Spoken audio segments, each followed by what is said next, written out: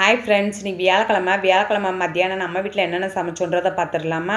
நான் இன்றைக்கி கூட்டுக்கு உருளைக்கிழங்கு பட்டாணி பால் கறி கூட்டு தான் சேர்ப்ப போகிறேன். அதுக்கு உருளைக்கிழங்கையும் பட்டாணியும் குக்கரில் 2-3 விசில் வச்சு எடுத்துக்கிட்டேன். இன்றைக்கி வத்த குழம்புக்கு ஒரு லெமன் சைஸ் புளியை நல்லா கரைச்சி எடுத்துக்கிட்டாச்சு. குழம்பு தாளிக்கிறதுக்கு ஒரு கடாயில் ஒரு ஸ்பூன் கடுகு, வெந்தயம், சின்ன வெங்காயம் சேர்த்து நல்லா கிளறி விட்டுறணும். கலர் மாறினதுக்கப்புறமா அதில் 2 ஸ்பூன் குழம்பு மிளகாய்த்தூள் சேர்த்து பச்சை வாசனை போனதுக்கப்புறமா கரைச்சி வச்ச புளியும் சேர்த்து அதோட உப்பு, பெருங்காயத்தூள், ஒரு துண்டு வெல்லமும் சேர்த்து நல்லா கொதிக்க விட்டுறணும். குழம்பு நல்லா இந்தளவு கொதித்து வந்ததுக்கப்புறமா ஒரு கடாயில் 3 வரமிளகா, பூண்டு, அதோட ஒரு கைப்பிடி சுண்டக்காய் வத்தலையும் சேர்த்து நல்லா தாளித்து கொட்டிடணும்.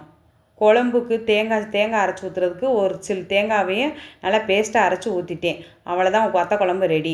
இது பட்டாணி பால் கறி கூட்டுக்கு ஒரு பட்டை, கிராம்பு, கல்பாசி, அதோட வெங்காயம், 3 பச்சை மிளகாய் சேர்த்து இஞ்சி பூண்டு பேஸ்ட்டையும் சேர்த்து அதோட ஒரு தக்காளி பழமும் சேர்த்து ஒரு கிளறிட்டு வேக வச்ச உருளைக்கிழங்கு பட்டாணியும் சேர்த்துக்கிறணும். தேங்காய் பேஸ்ட்டுக்கு தேங்காய், முந்திரி, கசகசா, பச்சை மிளகாய் சேர்த்து பேஸ்ட்டை அரைச்சி எடுத்துக்கிறணும். அந்த பேஸ்ட்டை அதோடு சேர்த்துட்டு தேவையான அளவு தண்ணி ஊற்றி உப்பு சேர்த்து நல்லா கொதித்து வந்ததுக்கப்புறமா மேலாப்பில் கொத்தமல்லி தழை தூவி இறக்குனா உருளைக்கிழங்கு பட்டாணி பால் கறி கூட்டு ரெடி. இந்த பக்கம் ரசம் வச்சு இறக்கியாச்சு. அதோட நான் பாயாசமும் வச்சு இறக்கியாச்சு. வத்த குழம்புக்கு அப்பளமும் வடகமும் பொரித்து எடுத்துக்கிட்டாச்சு. அவ்வளோதான் இன்றைக்கி மத்தியான சாப்பாடு. என்னென்ன மெனுன்னு பார்த்துடலாமா. உருளைக்கிழங்கு பட்டாணி பால் கறி கூட்டு, சுட சுட சோறு, வத்த குழம்பு, அப்பளம்,